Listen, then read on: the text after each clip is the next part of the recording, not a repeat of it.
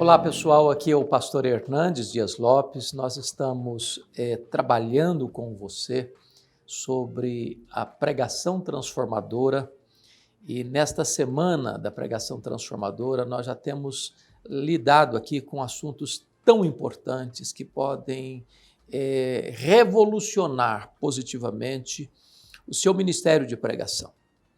Na aula de hoje nós vamos tratar de um assunto da mais alta importância, que é como você ganhar a atenção dos seus ouvintes já na introdução do seu sermão. Nós vamos lidar com isso com você aqui de uma maneira prática, trazendo algumas dicas, alguns conselhos, algumas orientações fundamentais para que você possa ter eficácia na pregação e já de início ganhar a atenção dos seus ouvintes. No final desta aula, nós vamos liberar para você um conteúdo, uma mensagem nossa, onde você vai poder perceber com clareza a presença desses 3 conteúdos que nós já conversamos com você aqui nessa semana da pregação transformadora. Nesse sermão que vamos lhe enviar, você poderá usá-lo, recortá-lo, ampliá-lo e usá-lo inclusive. Nós queremos dar para você todas as ferramentas necessárias para que você possa compreender passo a passo o aspecto da mensagem, da apresentação do sermão, do seu conteúdo, e assim você ter uma visão mais completa e mais profunda do que é uma mensagem transformadora, um sermão expositivo. Pessoal, deixa eu dizer algo muito importante aqui. Se você está conosco, mas não assistiu às 2 primeiras aulas, eu preciso muito que você volte lá, assista estas aulas, para que você possa ter uma visão mais clara daquilo que nós estamos tratando aqui. Na primeira aula, nós tratamos dos pilares principais da pregação. E eu sintetizei esses pilares em 3 verbos: ler o texto, explicar o texto e aplicar o texto. Aqui está o núcleo, a essência daquilo que eu entendo que seja a pregação expositiva. Na segunda aula, nós lidamos de como você montar um esboço, de como você preparar um texto, olhando para esse texto, tirando dele o seu tema e as suas divisões. Então é muito importante de que antes de que nós avancemos agora, você volte lá, recapitule tudo isso, reveja tudo isso, para que a gente possa avançar com firmeza, com clareza, para que você não perca nada do nosso conteúdo. Eu não imaginava que com esse projeto tão simples, despretensioso, tanta gente pudesse se unir e a gente pudesse, então, ajudar na capacitação de tantas pessoas. A nossa equipe está se esmerando cuidadosamente para responder às perguntas que vocês têm nos enviado. Está se formando uma verdadeira comunidade de pessoas interessadas numa pregação transformadora, no aprofundamento daquilo que nós chamamos de pregação expositiva, e nós estamos trabalhando com muito esmero para atender você e ajudar você, dando ferramentas a você para que a sua pregação de fato seja fiel às Escrituras, relevante, uma pregação transformadora. Bom, gente, das perguntas, muitas que nos têm sido enviadas, as mais frequentes têm sido se nós temos um curso completo sobre a pregação transformadora. Eu quero lhe dar a boa notícia que nós temos esse curso.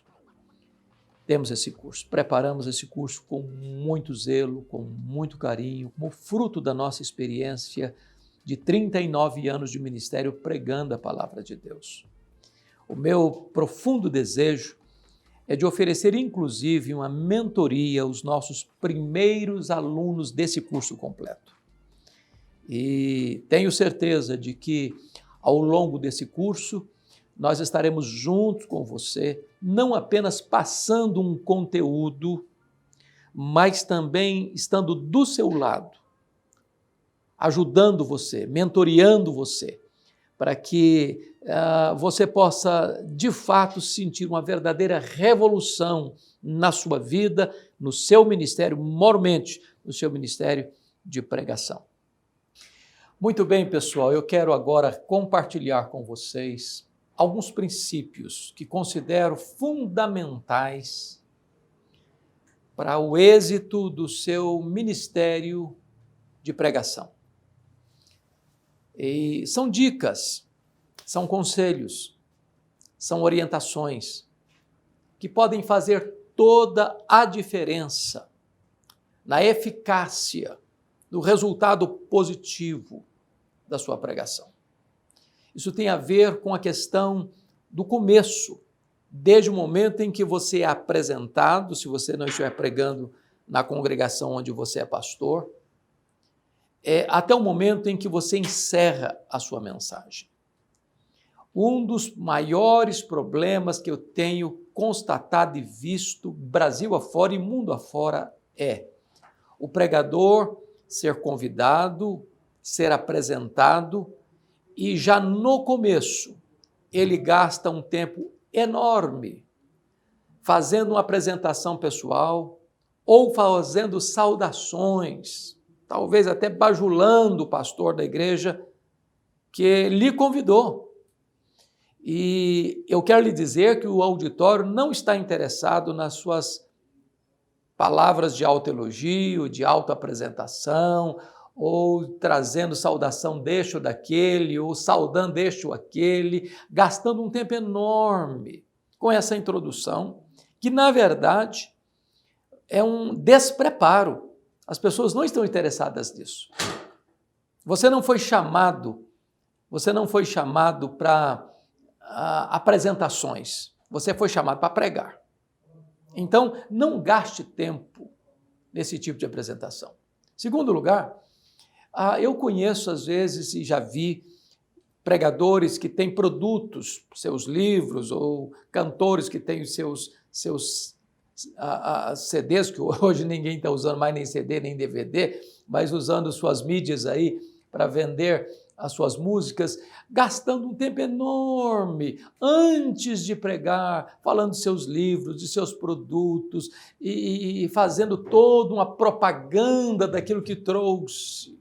Gente, você não foi convidado para vender livros, você não foi convidado para vender CDs ou DVDs ou outras ferramentas para as pessoas usarem. Quando você faz isso, você desprepara o seu auditório, você já desconecta-se com o seu auditório, eles já estão percebendo que a sua motivação não é verdadeiramente ou prioritariamente pregar a palavra de Deus. Então, quando você for convidado para pregar a palavra de Deus, preste atenção nisso, faça uma saudação rápida, faça uma saudação objetiva, agradeça o privilégio, a oportunidade e diz, vamos abrir a palavra de Deus. Preste atenção na língua portuguesa. Você nunca vai dizer, vamos abrir as nossas Bíblias. Embora possam ter 1000 pessoas no auditório, cada um com a sua Bíblia, você diz, vamos abrir a nossa Bíblia, não as nossas Bíblias. Você só tem uma Bíblia, vamos abrir a nossa Bíblia. E então se levante para ler o texto. Então, leia o texto com cuidado. Eu já disse em uma das nossas aulas que você precisa ler o texto 5, 10 vezes antes de ir para o púlpito. Você precisa conhecer o texto, ter familiaridade com o texto, ler o texto com respeito à pontuação, para que a beleza da leitura já ganhe a atenção do seu auditório. Quando um pregador se levanta e atropela o texto, e lê o texto atabalhoadamente, passa a ideia de que nem o texto ele conhece. Portanto, o auditório já se desconecta dele, já na própria leitura. Então, a introdução ela é fundamental, porque é nesse momento que você vai ganhar ou perder a conectividade com os seus ouvintes. Bom, deixa eu lhe dizer algo importante aqui ainda nesses conselhos práticos antes de entrar na introdução do sermão. Se você está lendo um texto, por exemplo, que é uma narrativa bíblica, onde tem vários personagens, é muito importante que você module a sua voz. Ao mudar o personagem, muda o tom da voz, para ficar uma narrativa bonita, elegante, agradável, vívida, eloquente, atraente para as pessoas que estão lhe ouvindo. É muito importante, na hora da pregação, você modular a voz. Ninguém tolera um pregador monótono, que fica no mesmo nível de voz o tempo todo.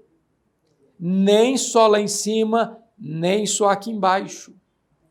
O sermão tem os seus momentos de pico, de entusiasmo, de voz mais elevada, e tem um momento de voz tranquila, tem um momento de voz em que você abaixa o volume para ganhar a atenção dos seus ouvintes. Então, esta modulação é como se você olhasse uma paisagem. Tem picos, tem planaltos, tem planícies, tem vales. Tudo isso precisa ficar claro na modulação da sua voz. Mas uma outra coisa importantíssima que eu gostaria de dizer. Quando eu fiz seminário, tínhamos os nossos sermões de prova e tínhamos também a análise crítica dos sermões pelos professores. E às vezes o professor dizia: o pregador hoje está tão bem apresentável que a sua presença e a sua apresentação já é a metade do seu sermão. É claro que ele estava exagerando um pouco. Mas você precisa ter muito cuidado com a sua apresentação pessoal. Por exemplo, você vai usar um terno, que o seu terno seja limpo. Você já abraçou um pregador que o terno dele está todo encebado, cheirando suor? Se você vai usar um terno, verifique se a sua camisa está bem passada. Às vezes a pessoa usa, por exemplo, um colarinho todo quebrado, todo amarrotado, todo enxambrado, e a camisa não tem nada a ver com o paletó, a gravata está completamente fora de tonalidade, de conexão com a totalidade da roupa que ele está vestindo. Mas eu não me importo com isso. Mas o seu auditório se importa. O seu auditório pode fazer uma leitura de você. Se esse pregador nem sabe se vestir de maneira adequada, muito menos ele tem uma mensagem relevante para me dar. Eu não estou falando de você ser uma pessoa requintada, de ser uma pessoa chique, não estou falando disso não. Eu estou falando de uma apresentação adequada, com a roupa limpa, bem passada, com o seu sapato bem lustrado. É questão de zelo.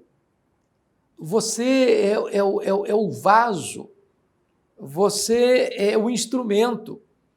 A beleza e a riqueza da mensagem precisa vir em consistência, em consonância com aquele que está se levantando para pregar.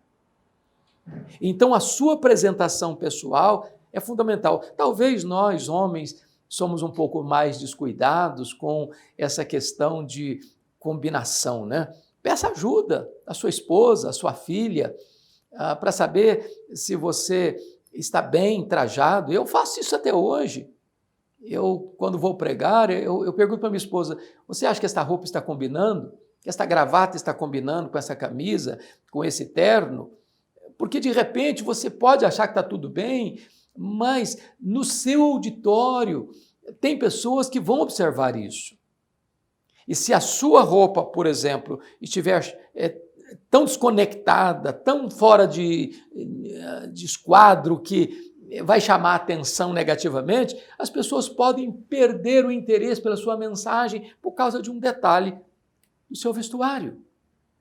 Outra coisa importantíssima, e eu tenho visto tanto isso: se você é um pregador, nunca se convide para pregar. se ofereça para pregar. Isso é pedante. Isso não fica bem. Isso não é elegante. Não é elegante. Você é o pastor da sua igreja e é natural que você esteja lá pregando semana após semana. Mas não é elegante você se oferecer para pregar. Você é convidado para pregar. Porque quando você se oferece para pregar, isso passa um ar de arrogância, de soberba, de vaidade, ou passa a ideia de que você quer tornar-se mais relevante do que de fato parece ser, ou que você tem outras motivações por trás dessa oferta para você pregar nesta ou naquela igreja. Eu tenho visto pessoas dizendo, olha, abre caminho para eu ir pregar lá, me ajuda para ter uma agenda lá. Não, isso não fica legal. Não fica legal. Peça a Deus. Prepare-se melhor para pregar. Quando você tiver uma oportunidade, pregue de tal maneira que as pessoas que estão lá queiram de fato que você volte àquela igreja, ou alguém de uma outra comunidade que está ali presente queira levar você para pregar lá na sua igreja. Mas se oferecer para pregar, distribuir cartãozinho para que as pessoas convidem você para pregar, não é uma boa maneira de se apresentar. Outra coisa fundamental, gente, fundamental, cuidado, muito cuidado com a soberba. Não faça propaganda de você mesmo. Nada é mais desagradável do que um pregador fazer elogios a si mesmo. Eu não sei quanto a você. Eu sou pastor há 39 anos. Eu confesso a vocês que até hoje eu sou daquele que fica com a mão suada. Às vezes as pessoas pensam que o fato de você já ser um pregador com muito tempo de ministério, que você tira isso de letra, que pregar para você é uma coisa comum. Não é comum. Você está lidando com o sublime. Então, coração quebrantado, então humildade, então dependência de Deus. Então nunca pense que você é o tal, que você é o pregador, que você é famoso, que você é o cara. Baixa um pouco a bola. Porque se você subir ao púlpito de nariz empinado, talvez você desça humilhado de lá.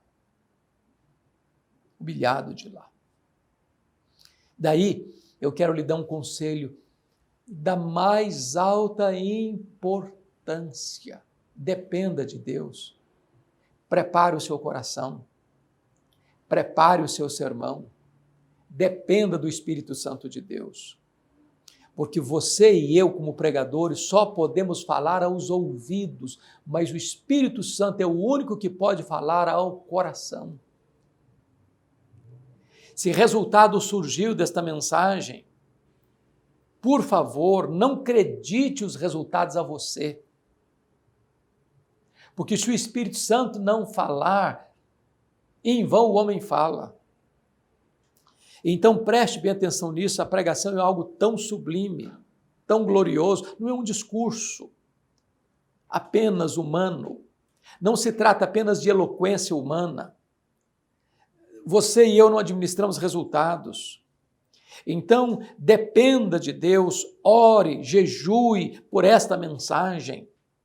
E se Deus, por sua bondade e graça, agiu poderosamente, não dê esse crédito a você mesmo. Quando o apóstolo Paulo retorna da sua primeira viagem missionária com Barnabé, está lá em Atos 14, versos 26 e 27, que eles reuniram a igreja e relataram quantas coisas fizera Deus e como Deus abrira a porta do evangelho para os gentios. Paulo poderia dizer, bom, eu preguei com poder, eu preguei com eloquência, eu preguei com entusiasmo e tanta gente se converteu, tantas pessoas foram curadas. Não dê créditos a você mesmo, quem faz é Deus, o poder é de Deus. Quem abre o coração é Deus, quem dá o arrependimento para a vida é Deus, quem dá a fé salvadora é Deus, quem chama eficazmente é Deus, quem justifica é Deus, quem sela com o Espírito Santo é o próprio Deus. Então tudo é de Deus, toda a glória pertence a Deus, porque dele, por meio dele, para ele são todas as coisas. Às vezes as pessoas vão querer enaltecer você e colocar você num pedestal. Não aceite isso. Não aceite isso. Quanto mais perto de Deus, mais dependente de Deus, quanto mais Deus usa você, mais você deve botar a boca no pó. Porque onde tem qualquer senso de vaidade ou arrogância ou soberba, Deus se retira disso. Muito cuidado, portanto.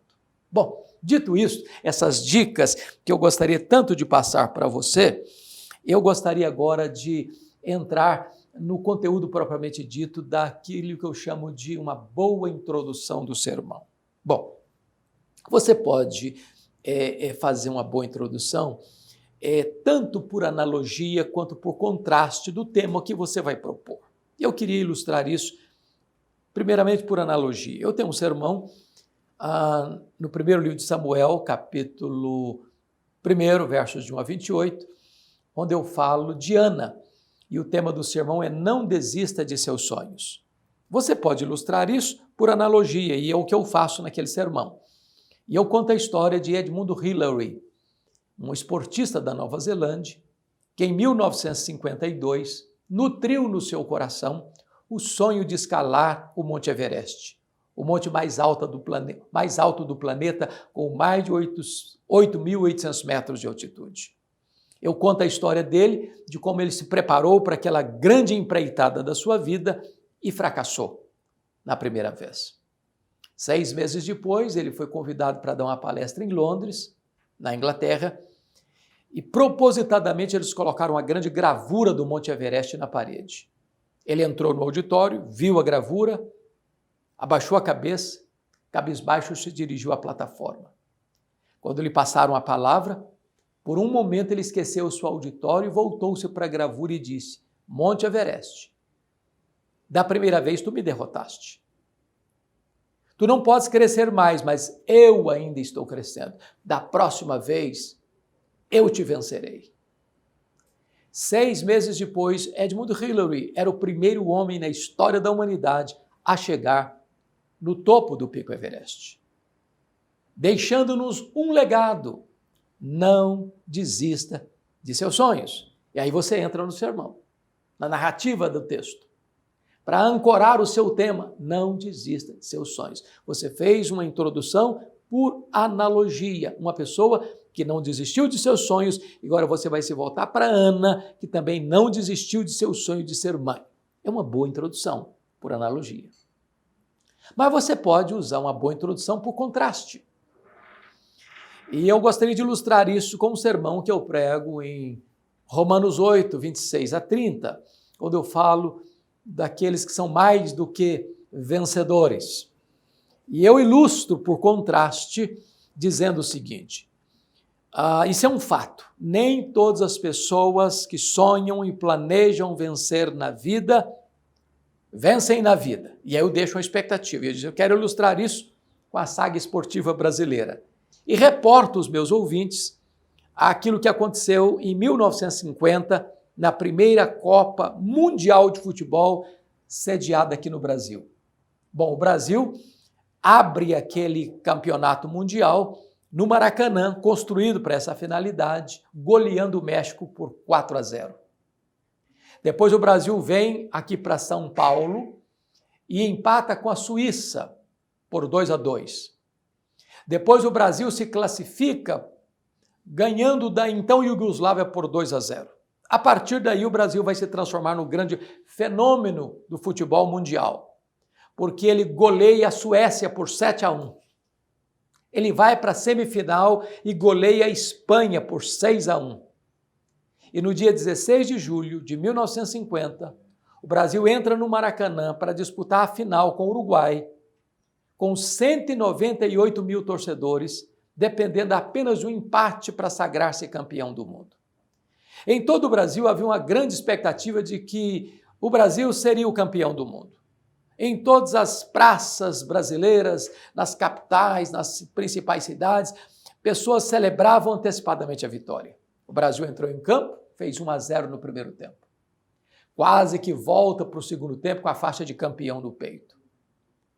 Porém, quando o segundo tempo começa, o Uruguai empata o jogo, mas o Brasil ainda era o campeão do mundo. Antes da partida encerrar, o Uruguai fez 2-1. O Maracanã cobriu-se de silêncio, a nação brasileira de lágrimas. A expectativa de vitória tornou-se em derrota amarga e fatídica. E aí eu faço a transição da introdução para o contraste para o tema. Este, porém, não é o destino dos filhos de Deus. Nós não temos apenas expectativas de vitória, nós temos garantia de vitória, porque somos mais do que vencedores em Cristo Jesus. E aí eu entro, então, na exposição do tema. Então você pode ilustrar tanto por analogia, como você pode ilustrar por contraste. Bom, você também, nesta questão, é importante que você, ao começar o seu sermão, você olhe nos olhos do seu auditório. Gente, isso é da mais alta importância. Você não está pregando um sermão diante do auditório, você está pregando uma mensagem para o auditório. É como se você olhasse para a última pessoa do último banco e mirasse nos olhos dela e ela entendesse que você está falando para ela. Isso é fundamental. Absolutamente fundamental. Olhar nos olhos. Olhar nos olhos. E as pessoas perceberem que você não apenas faz uma leitura do texto, mas você faz também uma leitura do povo. Porque o pregador precisa olhar para o seu auditório e perceber, porque sermão é como se você estivesse convidando o seu auditório para embarcar com você numa viagem. Conheço pregadores que o auditório já desembarcou, já desembarcou, ele está falando sozinho e ele continua a viagem como se nada tivesse acontecendo. O auditório já está irrequieto no banco, vira para lá, vira para cá, um olha do lado, outro olha do outro, outro rabisca aqui, outro dá sinal de que está cansado, um se levanta, o outro se levanta também, e ele está pregando normalmente. Não, você precisa ler o seu auditório para saber se ele está com você. Bom, depois que você então fez a sua apresentação, a sua introdução, o seu exórdio, né, a sua introdução, você vai conectar com o seu tema. O seu tema precisa ser um tema relevante, atraente. E as suas divisões precisam vir debaixo desse tema. Eu vou dizer para você que o tema é o seu sermão resumido e as divisões do seu sermão são o seu tema ampliado. Então, o sermão tem um tema. As divisões precisam estar corretamente conectadas com esse tema. Precisa ter uma ordem orgânica e progressiva, para que desta maneira você possa então entrar naquilo que nós chamamos da sua conclusão. Bom, mas entre a sua introdução e a sua conclusão, você vai usar ilustrações. Cuidado para você não fazer da ilustração a parte principal do seu sermão. Tem gente que acha que contando boas ilustrações já pregou bem. Não. Lembre dos 3 verbos que nós já falamos? Ler o texto, explicar o texto e aplicar o texto. Sermão é a explicação da Escritura. Agora, você vai usar ilustrações para lançar luz no assunto que você está tratando. Agora, cuidado.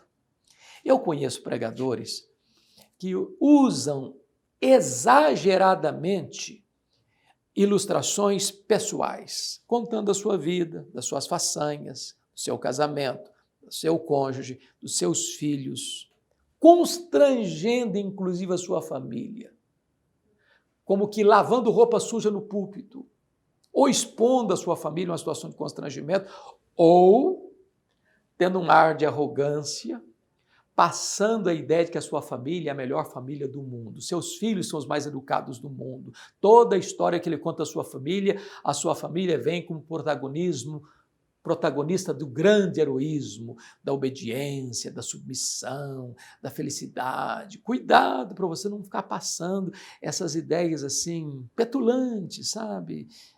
Arrogantes acerca da sua família. Então, você pode até usar uma ilustração pessoal, mas que isso não seja a rotina do seu ministério.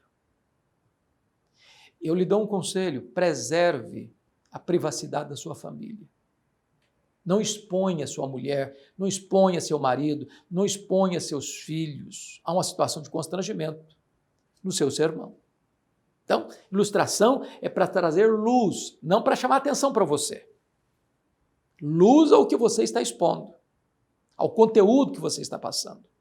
Bom, chegamos então à questão da conclusão, e você pode concluir o seu sermão primeiro fazendo uma síntese, um resumo. Olha, gente, nós tratamos disso, disso, disso e disso.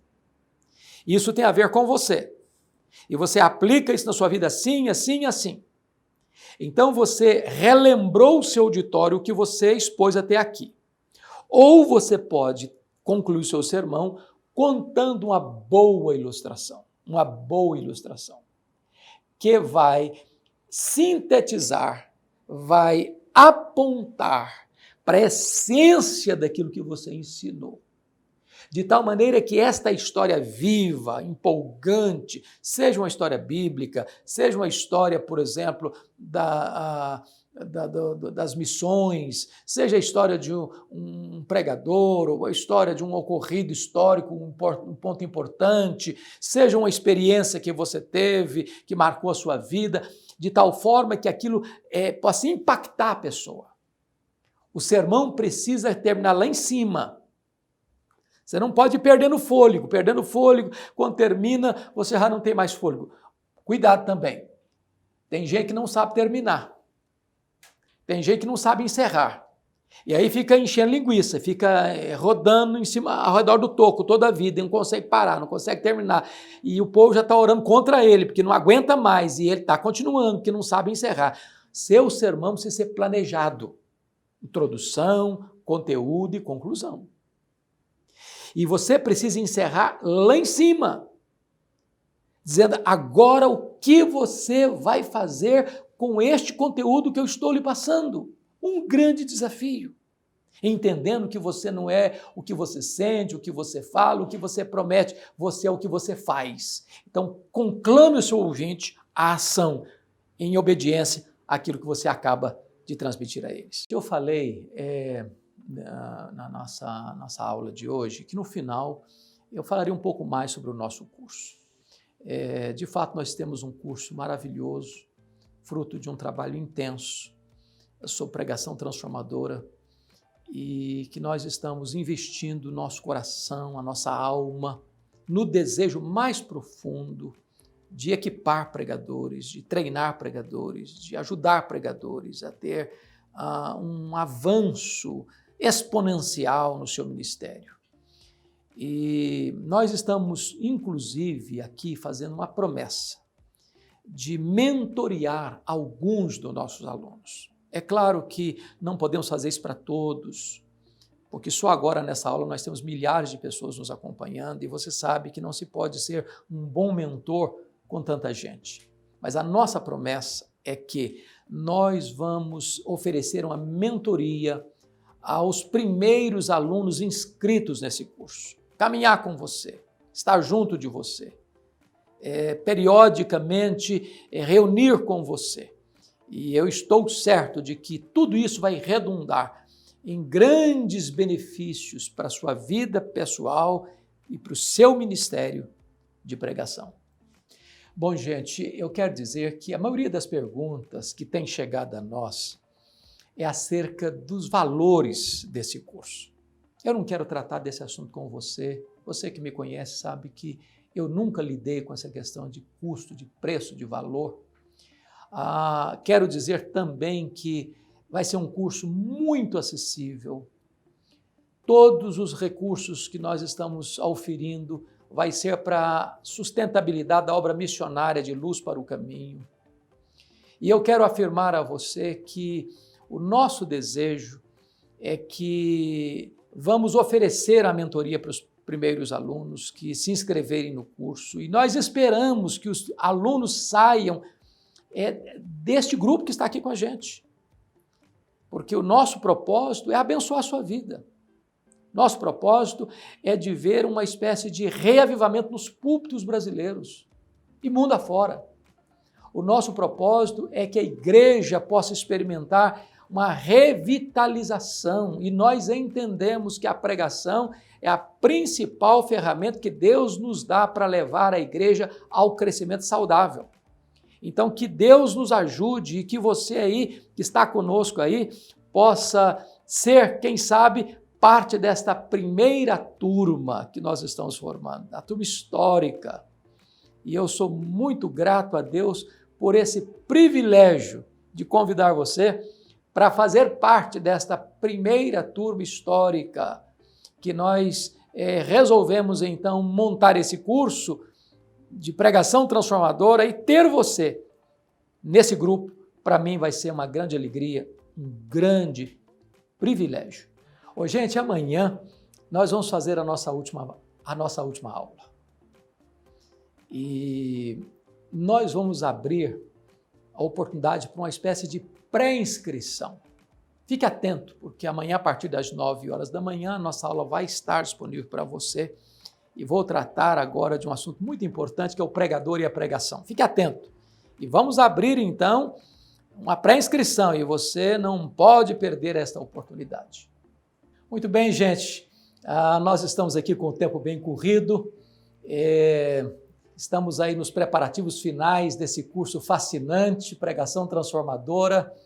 E talvez você pense que eu me esqueci da promessa que fiz de mandar para você um sermão com um conteúdo precioso, onde todos os elementos que nós tratamos aqui na aula de hoje, você pode identificar lá, para que você possa pegar essas ideias e reproduzi-las nas suas mensagens, nos seus sermões daqui para frente. Talvez você pergunte, mas como é que eu posso ter acesso, pastor, a este sermão? Aqui tem um botão onde você vai clicar, que vai remeter você direto para o nosso Telegram. E lá a nossa equipe, de hora em hora, vai estar postando esta mensagem para você, que ficará disponível para você hoje e amanhã. E a nossa esperança, a nossa convicção é de que esse conteúdo abençoe sua vida e que tudo isso possa redundar em crescimento espiritual, em renovação do ânimo como pregador. Isso revitalize o púlpito da sua igreja, isso abençoe poderosamente o seu ministério. Minha gratidão, Deus abençoe você e até breve, se Deus quiser.